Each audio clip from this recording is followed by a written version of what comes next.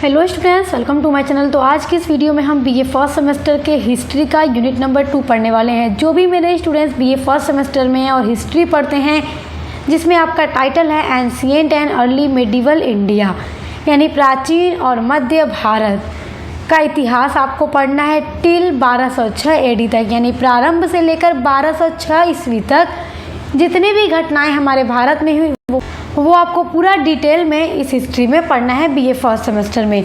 तो unit number 1 पर already मैं वीडियो अपलोड कर चुकी हूँ और यूनिट नंबर 2 में हमें पढ़ना है सिंधु घाटी की सभ्यता और वैदिक और उत्तर वैदिक काल। तो ये दो इम्पॉर्टेंट टॉपिक आपके यूनिट नंबर 2 में प्रिस्क्राइब्ड है। यूनिट नंबर 1 में हमने प्रागैतिहासिक काल के बारे में पूरा डिटेल में देखा था और प्राचीन भारत के इतिहास के जो स्रोत हैं वो सब हमने इसके पहले वाली वीडियो में देख लिया है। तो आपको मैं लिंक दे दूंगी इस वीडियो के डिस्क्रिप्शन बॉक्स में, आप चेक कर लीजिएगा। आज के इस वीडियो में हम सिंधु घाटी सभ्यता को कवर करने वाले हैं एंड जो यूनिट नंबर 2 का पार्ट 2 होगा, हम उसमें वैदिक काल और उत्तर वैदिक काल को पूरा डिटेल में पढ़ेंगे। तो चलिए आज का यह वीडियो शुरू करते हैं। सो स्टूडेंट्स, वीडियो शुरू करने से पहले आपसे एक इम्पॉर्टेंट बात कहना चाहती हूँ। अगर आपकी जो यूनिवर्सिटी है या जो कॉलेज है NEP 2020 से रिलेट है आपका सिलेबस, तो हर यूनिवर्सिटी में यही सिलेबस होगा, चाहे फिर आप किसी भी यूनिवर्सिटी के हों। तो आपको इसके लिए परेशान नहीं होना है, क्योंकि बच्चे इसमें कंफ्यूज रहते हैं कि क्या हमारे सिलेबस में ये है। तो हाँ, बिल्कुल है और आपको पढ़ना है, चाहे आप किसी भी यूनिवर्सिटी से क्यों ना हो। तो चलिए पढ़ते हैं सिंधु घाटी सभ्यता को। सिंधु घाटी सभ्यता को इंग्लिश में इंडस वैली सिविलाइजेशन कहा जाता है। देखिए, सिंधु घाटी सभ्यता को हड़प्पा सभ्यता के नाम से भी जाना जाता है, क्योंकि सिंधु घाटी की जो सभ्यता थी उसमें एक शहर था हड़प्पा और उसकी जो सभ्यता थी वो बहुत अच्छी थी, बिल्कुल आज के टाइम जैसे। तो इसलिए इसे हड़प्पा सभ्यता के नाम से भी जानते हैं। देखिए, भारत का जो इतिहास है वो सिंधु घाटी सभ्यता से ही प्रारंभ होता है, जिसे हम हड़प्पा सभ्यता के नाम से भी जानते हैं, क्योंकि हड़प्पा जो था सिंधु घाटी सभ्यता में एक शहर था और उस शहर की जो रहन सहन थी, संस्कृति थी, वो सब कुछ बहुत ज़्यादा अच्छी थी, सुसंस्कृत लोग थे वहाँ के।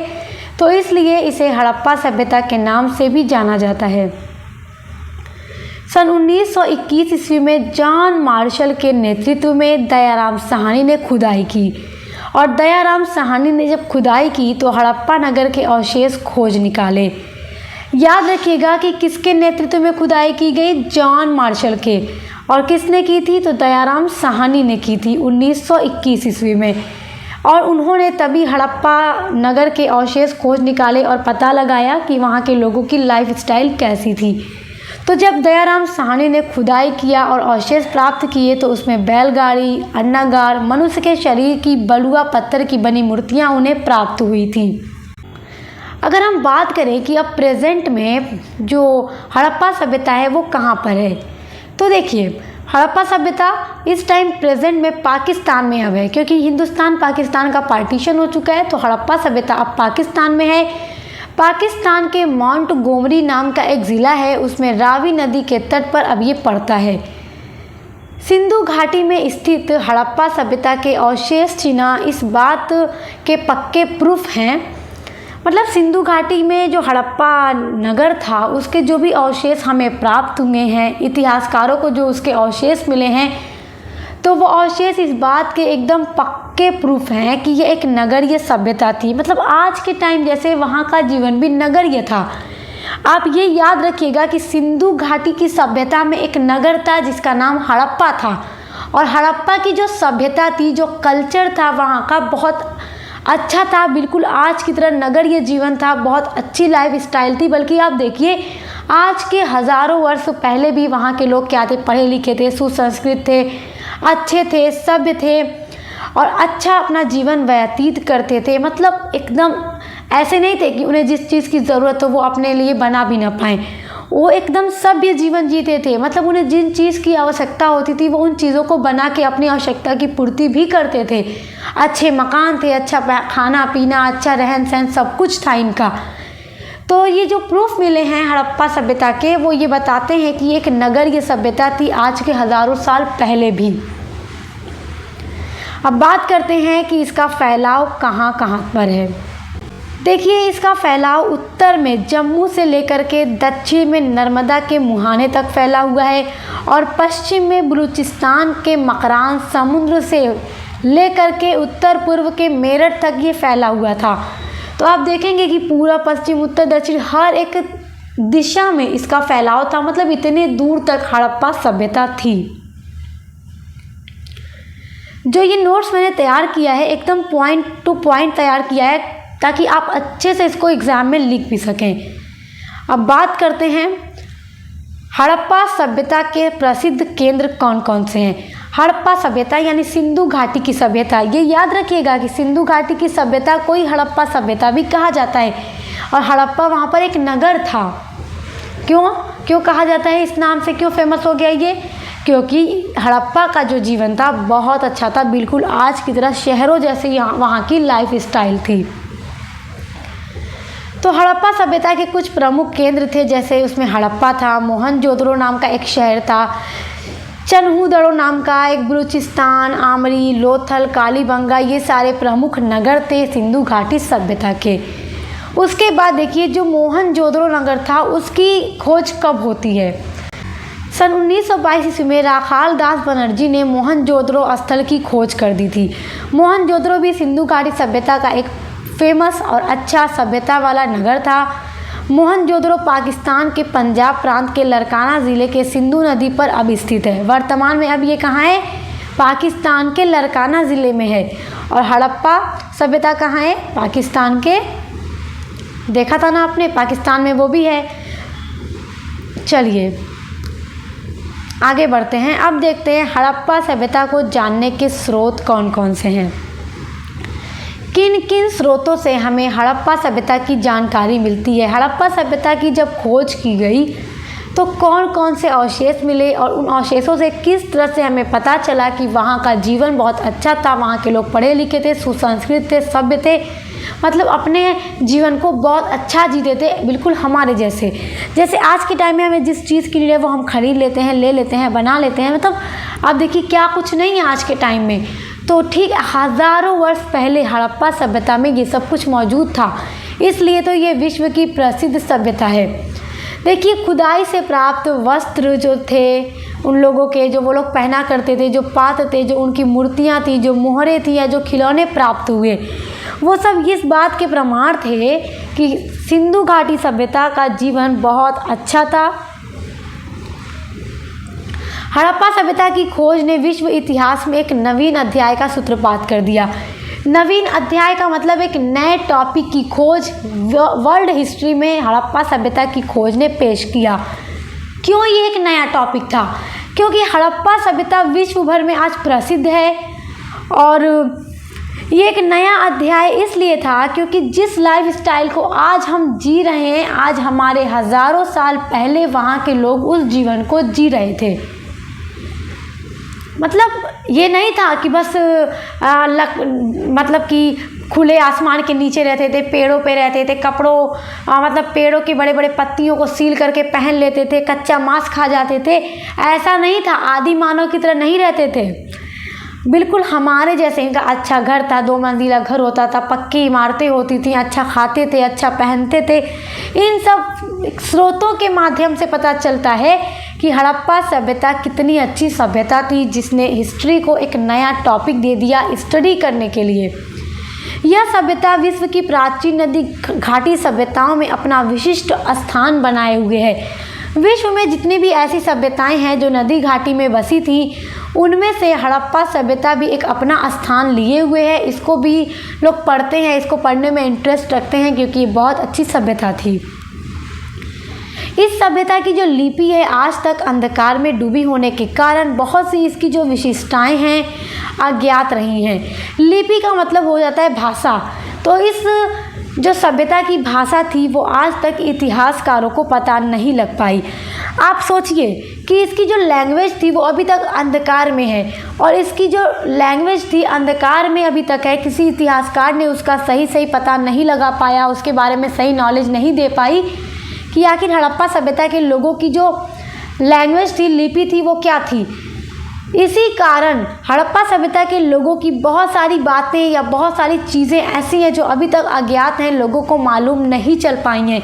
अब एक बार गौर कीजिए आप कि बिना लिपि के जब इतना कुछ पता चल कर ये समझ में आता है कि वहाँ के लोगों का जीवन इतना अच्छा था, हमारे जैसे बिल्कुल था, शहरों जैसा जीवन जीते थे, अच्छी लाइफ स्टाइल थी, पढ़े लिखे थे, सुसंस्कृत थे, सभ्य थे। तो अगर लिपि का पता होता तो आज हमें इनके बारे में और न जाने क्या कुछ अच्छा पता होता। जब इनकी लिपि ना पता होकर भी हम इतना कुछ इनके बारे में जानते हैं कि ये लोग कितने सभ्य थे। तो ये सब हड़प्पा सभ्यता को जानने के स्रोत हैं। देखिए, अभी तक इनकी लिपि का तो कोई पता नहीं है, लेकिन फिर भी हड़प्पा सभ्यता की जो विशेषताएं थी उनका दिग्दर्शन निम्न बिंदु के आधार पर हम कर सकते हैं। और वो बिंदु यहाँ पर मैंने एकदम पॉइंट से अच्छे से एक्सप्लेन करके नोट्स को तैयार किया है। अब देखिए, लिपि का तो नहीं पता है, लेकिन बहुत सारी ऐसी विशेषताएं हैं, ऐसे फीचर्स हैं, ऐसी बातें हैं सिंधु घाटी सभ्यता के बारे में जो यहाँ पर मैंने पॉइंट बना कर नोट कर दिए हैं। और उन पॉइंट के माध्यम से हम इनकी विशेषताओं को जानने का प्रयास करेंगे कि सिंधु घाटी की जो सभ्यता थी वो कैसे इतनी सभ्य थी और कैसे बिल्कुल हमारे जैसे थी। चलिए, सबसे पहला है नगर निर्माण योजना। मतलब हम ये देखेंगे कि इनका जो नगर होता था वो कैसा होता था, इनका घर कैसा होता था, इनका खान पान, इनका वस्त्र, इनका जीवन जीने का तरीका, इनकी आर्थिक स्थिति, सभी चीज़ों के बारे में डिस्कस करके हम पता लगाएंगे कि ये सभ्यता कितनी ज़्यादा विकसित और अच्छी सभ्यता थी। जैसे कि ये लोगों के मन में ख्याल आता है ना कि मतलब पहले के लोगों को पास हमारे जैसे नगरीय जीवन नहीं था, हमारे जैसे लाइफ स्टाइल नहीं थी। अगर हम कंपेयर करें तो आज जिस टाइम में हम रहते हैं, हमारे यहाँ टेक्नोलॉजी बहुत ज़्यादा है, हमें जो भी चाहिए, देखिए आपके पास क्या नहीं है, सब कुछ है हमारे पास। तो अगर हम हड़प्पा सभ्यता से कंपेयर करें तो उनके पास भी वो सब कुछ था। चलिए, टेक्नोलॉजी को अगर हम साइड रख लें तो फिर भी इनके पास हमारे जैसे घर, मकान, वस्त्र, खाना पीना, अच्छी लाइफ स्टाइल, पढ़े लिखे, सभ्य, सुसंस्कृत, अच्छा कल्चर, सब कुछ था इनका। इसीलिए तो ये इतना फेमस है वर्ल्ड में, हिस्ट्री में। क्यों फेमस है कि आज के हज़ारों वर्ष पहले भी ये आदि मानव की तरह नहीं, इधर उधर नहीं, घरों में दो मंजिले इमारतों के अंदर ये रहते थे, पक्के मकानों में रहते थे, ना कि कच्चा मांस खाते थे, ना कि खुले आसमान या पेड़ों पे रहते थे। तो ऐसा कुछ भी नहीं था। इनकी नगर निर्माण योजना देखते हैं कि इनका नगर कैसा था। जो पहला पॉइंट है इसमें, हड़प्पा सभ्यता मूल रूप से नगरीय सभ्यता थी, बिल्कुल नगरों की तरह जीवन था इनका, जैसे हमारा नगर होता है। दूसरा पॉइंट है कि इस सभ्यता के लोगों की नगर निर्माण योजना चौंका देने वाली थी। जब इतिहासकारों को हड़प्पा सभ्यता के अवशेष प्राप्त हुए, उन्होंने देखा कि अरे इनका जो शहर है, इनका जो नगर है, बिल्कुल चौंका देने वाला है। मतलब उस टाइम में लोग ऐसा नगर भी बना सकते थे, चौंका देने वाला था। तीसरा पॉइंट है, जल मल निकाय के लिए सड़कों के किनारे ढकी और पक्की नालियाँ बनी हुआ करती थी। अब जैसे आप हमारे टाइम में देखिए, हमारे घरों के जो गंदे जल मल पानी होते हैं, किचन का या वॉशरूम का जो भी गंदा पानी होता है, वो सीधे पाइप के थ्रू क्या होता है, बाहर जाके नली नालों में मिल जाता है और घर से वो बाहर निकल जाता है। और हमारे यहाँ जो नाले या फिर नाली वगैरह होती है, उसके बाद पूरा पटरी लगी होती है, मतलब ढकी हुई होती है, कोई गंदगी बाहर नहीं दिखती। तो बिल्कुल वैसे ही उस टाइम में भी बना हुआ था, पक्की नालियाँ बनी हुई थी। तो इनकी नगर निर्माण योजना चौंका देने वाली थी। अब बात करते हैं इनके भवन निर्माण की, यानी ये अपना घर किस तरह से बनाते थे। तो हड़प्पा सभ्यता के लोगों का भवन निर्माण कला उच्च कोटि की थी। मतलब बहुत अच्छा इनका घर होता था, मतलब डिज़ाइनदार घर होता था। जैसे अब देखिए, हम बात करेंगे, अब बच्चे सोचेंगे कि मैम क्या घर बिल्कुल हमारे जैसा होता था, क्योंकि आज तो हम सबका घर बहुत अच्छा मार्बल लगा के, टाइल्स लगा के, फॉल सीलिंग के साथ, वॉलपेपर के साथ अच्छा बनता है। तो क्या उनका भी ऐसा होता था? तो देखिए, ये सारी चीज़ें तो नहीं थी, मगर उस टाइम के अकॉर्डिंग उनका घर भी वो डिज़ाइनदार ही बनाते थे। मतलब जो नक्काशियाँ कर के डिज़ाइन बना करती थी ना, उस तरह की डिज़ाइन बना के वो अपने भवन का, अपने घर का निर्माण कराते थे।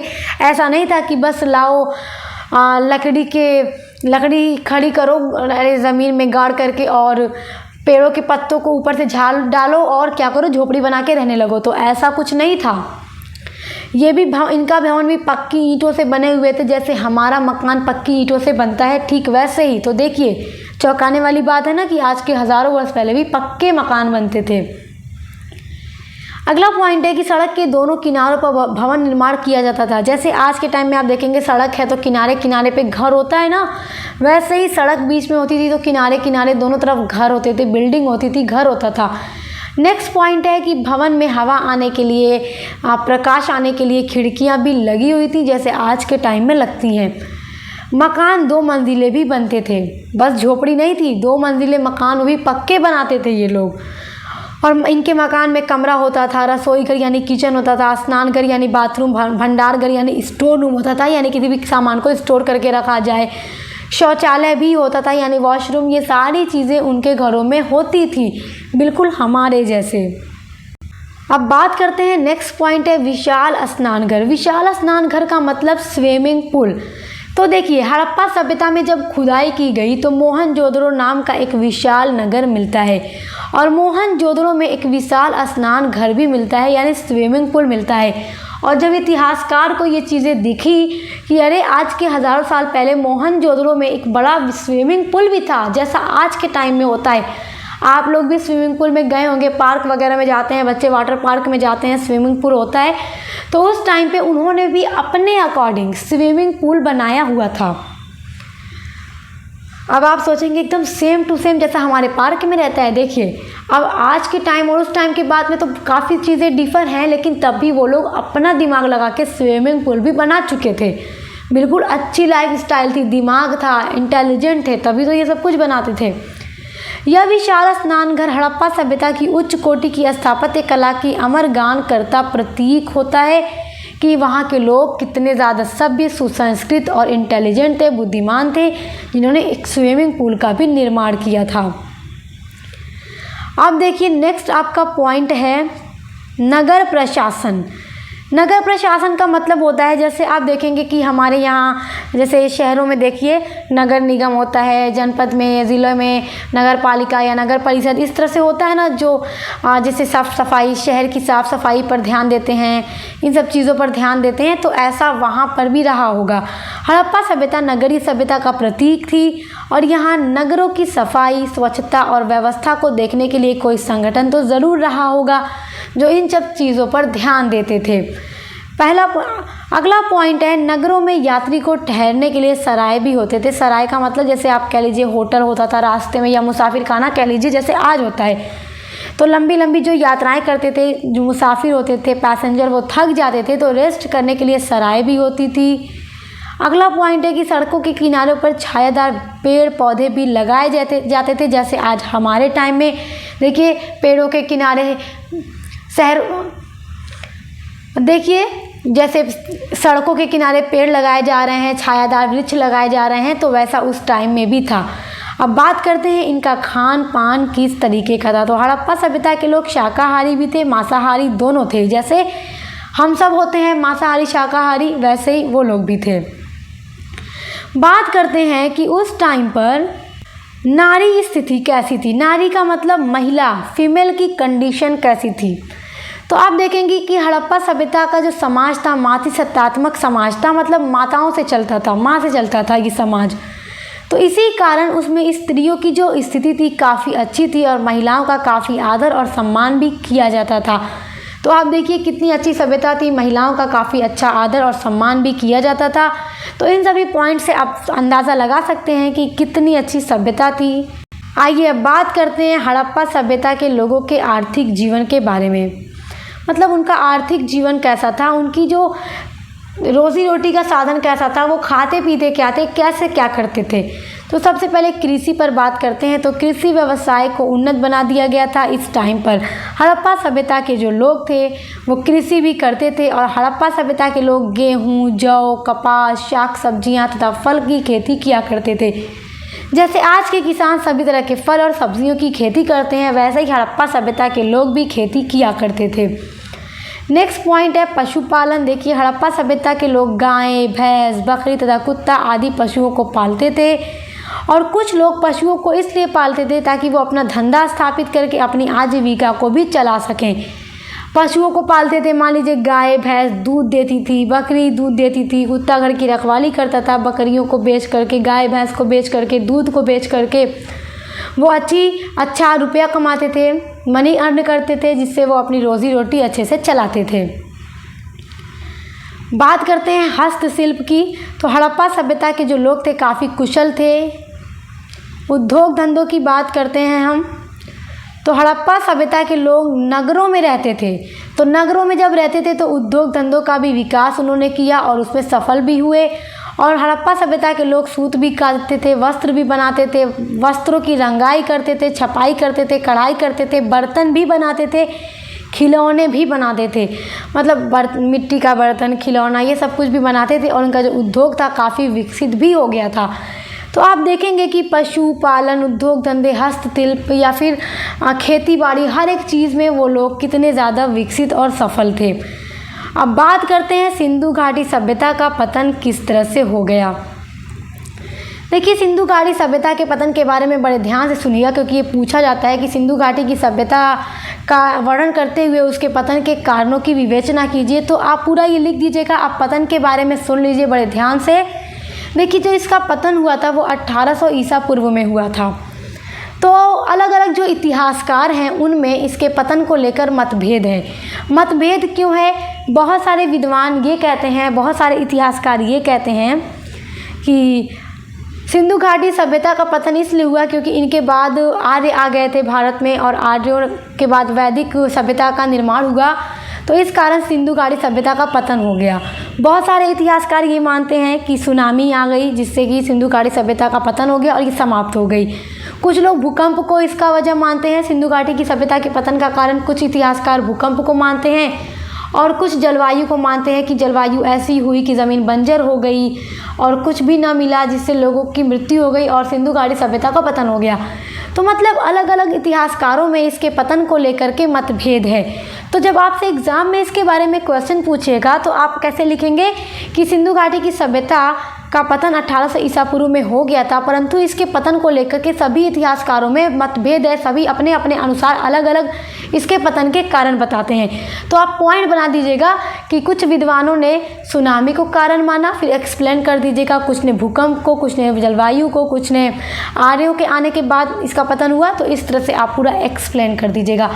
तो आई होप कि आपको सिंधु घाटी सभ्यता के बारे में जितना भी कुछ समझना है बहुत अच्छे से समझ गए होंगे, और इस वीडियो को देखने के बाद आपका कोई भी डाउट अब नहीं बचा होगा। और अगर आपको अच्छे से समझ में आ गया है तो आप प्लीज़ हमें कमेंट सेक्शन में ज़रूर बताइएगा।